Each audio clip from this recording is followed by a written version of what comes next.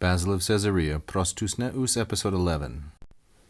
Tosuton, geamen epon, hekanosan esos humin, and exaimen, hoti pasan chomu ten af hu gegonasin anthropoi to logo, tis sulabon kai eis hen athroisas eudaimonian, ude palasto mere ton agathona kenon helrese, pari sumenen ala pleon tu enakenois elakistu ta sumpanta tonte de kalon kataten axion a festicota, e kathasan skiakai onar tonalethon apolepetai.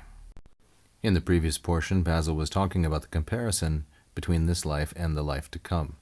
Now, admittedly, this is a longer portion than can be handled in a short episode, but the viewer will also notice that it is one sentence, and so I am somewhat limited in that I can't break it in half without destroying its beauty in terms of analysis.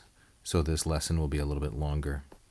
And yet, gemein, epon, this is the participle, the aorist of the verb lego, and it means to say, and it is masculine nominative singular. And yet, in saying so much, tosuton, this is the accusative neuter singular object of the participle epon.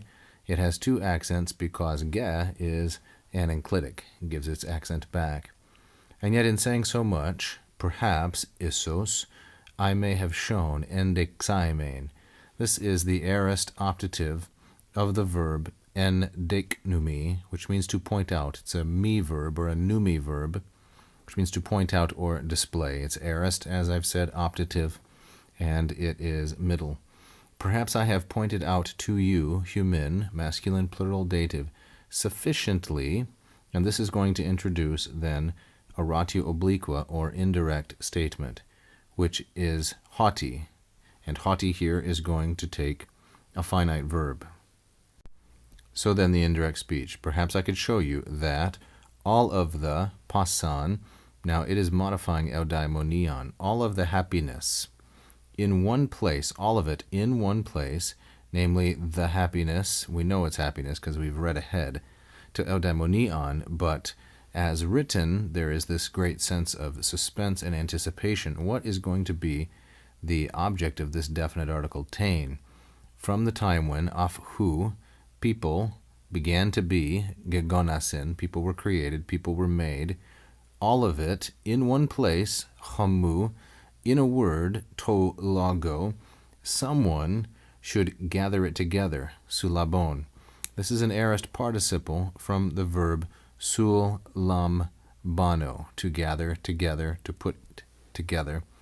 That if someone should collect, and we want to take this participle sulabon as a conditional participle, understand it conditionally, and that is a description of its usage, not of its form, that if someone, tis, should gather together in one place, pasan tain eudaimonian, all of the happiness which has existed from the time when people first began, to logo, in some calculation, I said before word, but perhaps calculation or reasoning would be better.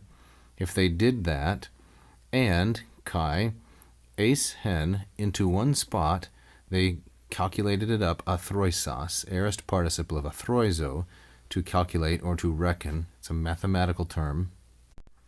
Not even ude, with the tiniest little portion, polosto mere. This is neuter, singular, and dative. Not even with the tiniest little portion, ton agathon akenon, of those goods will he discover. Hel rese, pari su menein. Now, why is pari su menein feminine, singular, and accusative? It's because it has reference back to happiness. He will not find the present, the parisumene happiness.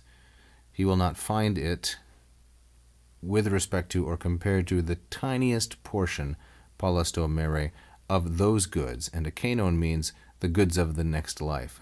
So there's no comparing the goods here if we were to accumulate all of them from the beginning of creation to the goods in the next life, says Basil.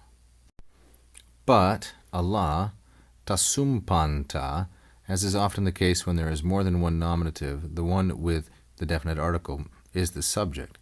But all of the things, ton kalon, of value here, theta, in this life, They aphestekota, they are deficient with respect to their value. This perfect participle is from the me verb aphistemi, and here it means something like to fall short of or to be deficient. They are deficient with respect to their worth when compared to the least, to elekistu, the least of the things in the next life or up above, than the extent to which kathasan, a shadow, and a dream, apolepetai, is separate from or leaves behind things that are true.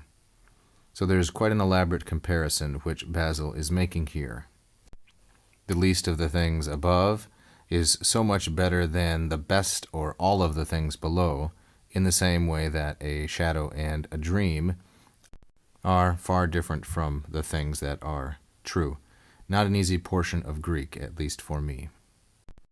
I should say that I have been helped in understanding it by the Paddleford translation into English from 1902 in the public domain.